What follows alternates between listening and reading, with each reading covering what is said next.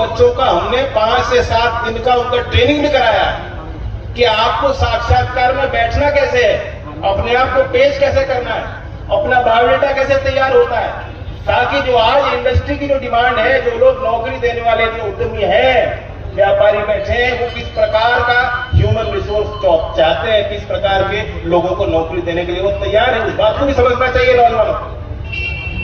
तो 7,000 बच्चे वहां भरतपुर परसों आएंगे। मैं पूछना चाहता हूं, ये भरत का क्षेत्र पूरा एक ही है, एक ही मिजाज है, एक ही भाषा है, एक ही लोग हैं। इससे पहले इस क्षेत्र में कभी आपने सुना था कि एक दिन में हजारों बच्चों के लिए मेला लगेगा, उनको जानकारी मिलेंगी, उनको नौकरी मिलेंगी? कभी कोई सरकार इस प्रकार का काम गांव देहात के पिछड़े इलाकों में कभी नहीं करी। तो सरकार तेजी से काम तो कर ही रही है। मैं तो आपसे बस कहने आया हूं कि इस काम की गति को बढ़ा के रखना, और कमल और नल जब एक हो गया, नल का भी वास्ता पानी से है, और जहां जल ज्यादा होगा पानी जमेगा। आप पांव जमा के जो वोट बटन दबाओगे, जब पांव में जमोगे तो कोई पछाड़ देगा। तो पहले तो पांव जमा लेना अच्छे से ईवीएम के साथ, और फिर धाड़ बटन दबाना। कहां को दबाना है?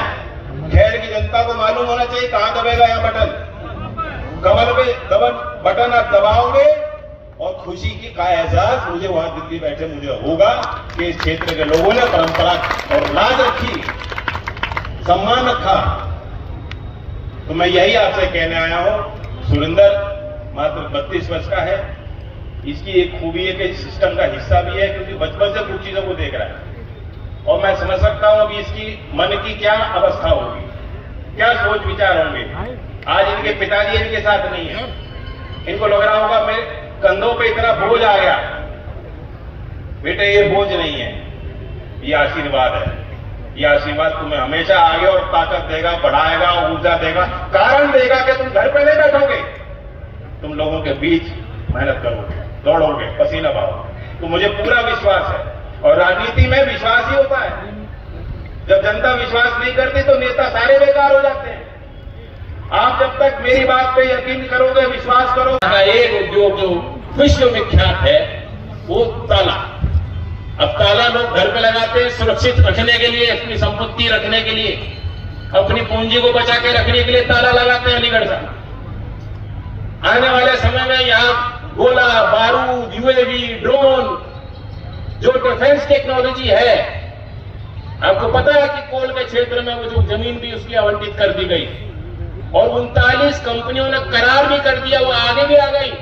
हजारों करोड़ रुपए की लागत से वो निवेश करेंगे, और इस क्षेत्र के हजारों नहीं लाखों बच्चों को भी उसका फायदा मिल सकता है। और जिस तरह से यहाँ के जवान आर्मी में, पैरामिलिट्री में देश की रक्षा के लिए तत्पर है, तो यहाँ पे बनाए गए उत्पाद भी, हथियार भी, औजार भी, उपकरण देश की रक्षा के लिए समर्पित होंगे, और देश और दुनिया में निर्यात भी उनका होगा, उसका लाभ भी आपको मिलेगा। तो ये सारी सरकारी चीजें हैं, जो काम हो रहा है, लगातार निरंतर हो रहा है। चुनाव आते जाते रहते हैं, ये काम नहीं रुकेगा। परसों में भरतपुर जा रहा हूं। अब रिश्तेदारी की बात करने नहीं आया मैं, जैसे योगेश कर रहा था। और आपकी बेटियां, हमारी बेटियां, बहनें हैं, कोई दिक्कत कर रहे हो तो मार्ट वालों का कान पकड़ लो। 2 विधायक बैठे हैं। भरतपुर इसलिए जा रहा हूं कि कौशल मेला लगाया। अभी बिजनौर में भारत सरकार, एनएचपीसी और राज्य की सरकार के सहयोग से हमने एक दिन में 2700 बच्चों को ऑफर लेटर दिलवाया, नौकरी दिलवाई। और अभी भरतपुर में पिछले 20-30 दिनों से एक अभियान हमने चलाया है, उसमें पंजीकरण बच्चे करा रहे हैं, उनकी ट्रेनिंग हो रही है। 7,000 बच्चे आगे आए, बेटियां, हमारे बेटे लड़के, हमें नौकरी चाहिए। 7,000 बच्चे के साथ चौधरी चरण सिंह हर मन से उस बात को कहते थे। राजा महेंद्र प्रताप जी भी कट्टर आर्य समाजी थे। यानी उसी बातों को, ख्यालों को से अलग करके वैज्ञानिक सोच और विचार के साथ गांवों के लोगों को जोड़ने के लिए जो प्रयास उन्होंने किए, शायद भारतीय इतिहास में और कोई नहीं कर पाया।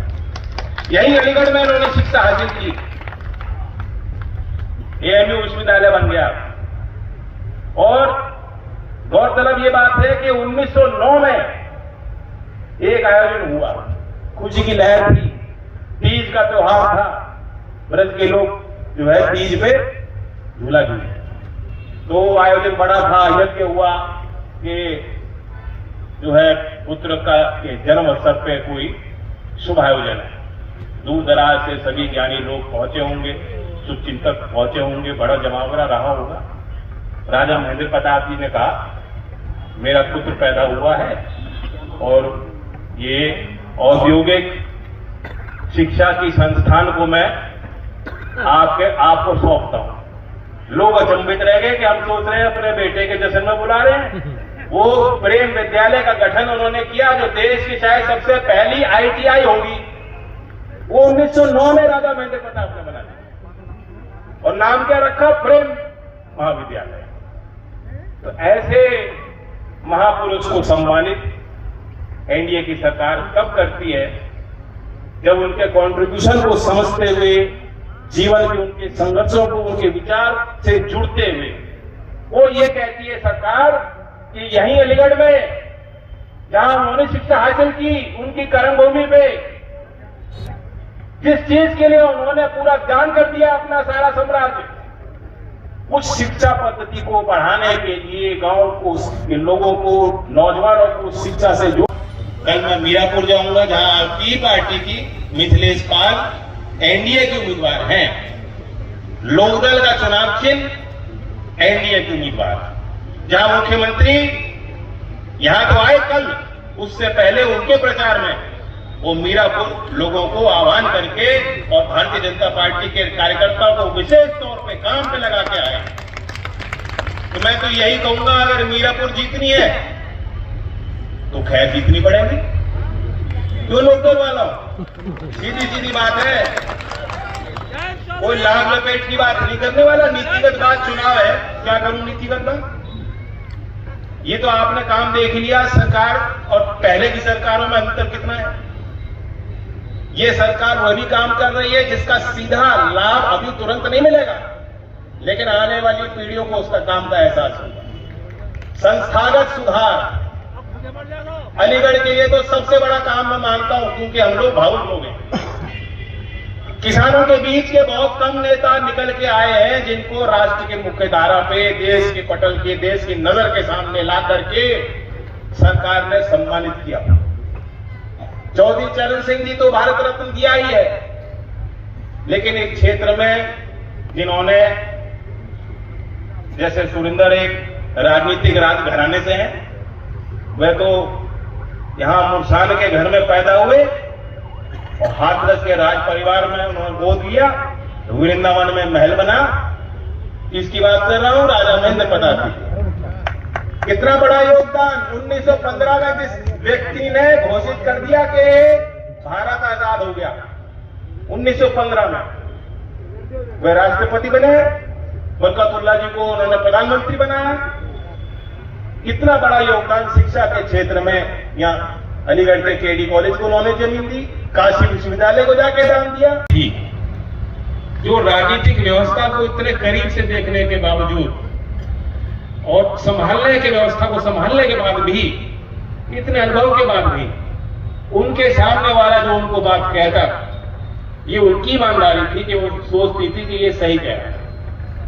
वो कभी सोच भी नहीं सकती थी कि कोई बात बनाएगा। एक छोटा बड़ा झूठ भी बोल लेते हैं लोग समाज में, बोलते हैं कि नहीं, सब लोग बोलते हैं। पहले जमाना दूसरा था तो सभी लोग बोलते, सरकार कुछ ईमानदार लोगों ने हाथ में खड़ा कर दिया, हाँ मैं बोलता हूं। अगर बगल देखने की जरूरत नहीं, सब बोलते हैं, सभी मालूम है। लेकिन बुआ जी की खूबी थी, ये उनकी कमी नहीं, कमजोरी नहीं, उनकी खूबी थी कि वे आपकी इंसानियत को समझती थी, आपकी काबिलियत को समझती थी, आपकी बात को सुनती थी। और सबके अंदर सच्चाई है, सबके अंदर कमियां भी होती हैं, कमजोरियां भी होती हैं, कुछ अच्छाइयां भी होती हैं। उनकी नजर आपकी कमजोरियों पर ही जाती थी। अगर खैर का आदमी कुछ कह रहा है, अपने भाई से भी लड़ लेती थी। चौधरी अजीत सिंह से लड़ते मैंने उनको देखा है, क्योंकि खैर के किसान ने उनको कुछ बताया। मैं उनको उनका संस्मरण यहाँ साझा करना चाहता था। क्षेत्र के पुराने लोग जो जानते हैं, अच्छी तरह आप लोगों को देखा, तो ये इस क्षेत्र का परिचय और एक बड़े अनुभवी परिवार से, जो 3 पीढ़ी से, जिसको आपने करीब से देखा और बना।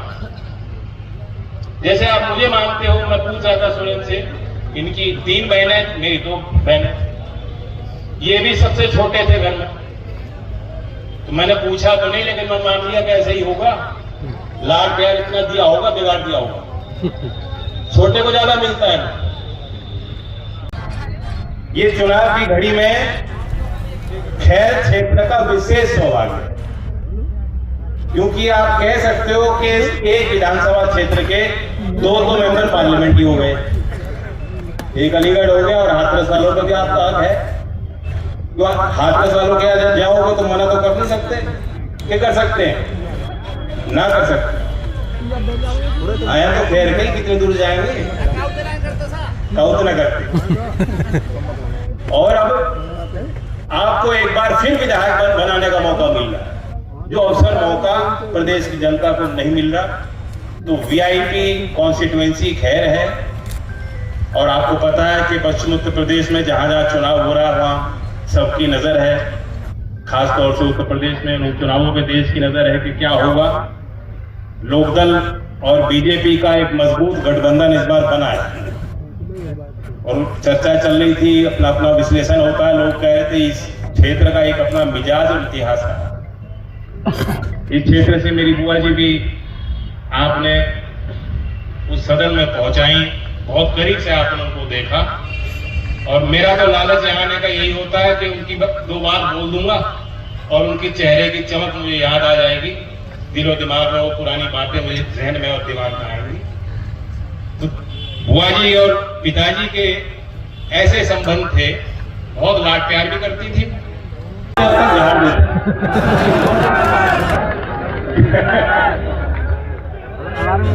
इतने पुराने लोग मुझसे आ गए बात सुनकर,